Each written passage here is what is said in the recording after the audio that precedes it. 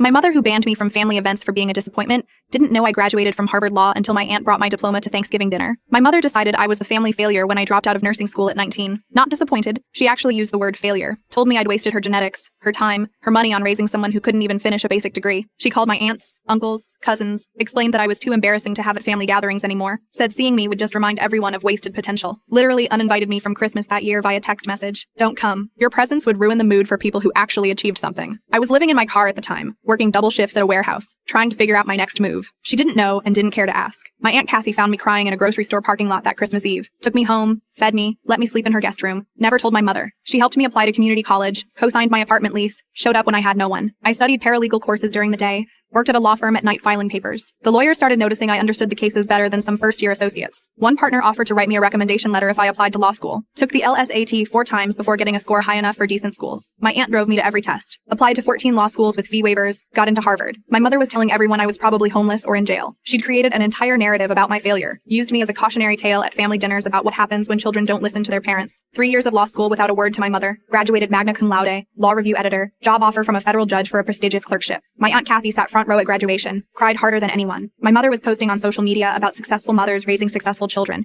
meaning my brother who managed a phone store. She'd comment on family photos about being blessed with one good child, implying she had only one child total. Relatives stopped asking about me. If someone mentioned my name, she'd say, "We don't discuss that," like I died or committed murder. I passed the bar exam on my first try, started working for the Justice Department, argued my first federal case at 28. 1. My aunt kept a scrapbook of every achievement. Last Thursday was Thanksgiving at my grandmother's house. I hadn't been to a family gathering in 9 years. Aunt Kathy convinced me to let her handle something special. I trusted her completely. The whole family gathered, 37 people, my mother holding court about my brother's promotion to district manager. She was mid-story about how she'd raised him with values and direction when Aunt Kathy stood up, said she had an announcement. My mother looked annoyed at being interrupted. Kathy pulled out a folder, started pulling out documents. My law degree, my bar certification, letters of recommendation from federal judges, an article about my latest case from the Washington Post. She laid them out on the dining table like playing cards while everyone went silent. "Since some people seem unaware," Kathy said, looking directly at my mother, "your daughter graduated from Harvard Law. She's a federal prosecutor." My mother's face went through 17 different expressions. She grabbed the diploma, checking if it was real, started stammering about misunderstandings and communication issues. My uncle asked how long I'd been a lawyer. Kathy answered for me, said 4 years. 4 years of my mother not knowing anything about my life. My grandmother asked my mother how she could not know her own daughter was at Harvard. My mother tried to say I'd hidden it from her. Kathy pulled out her phone,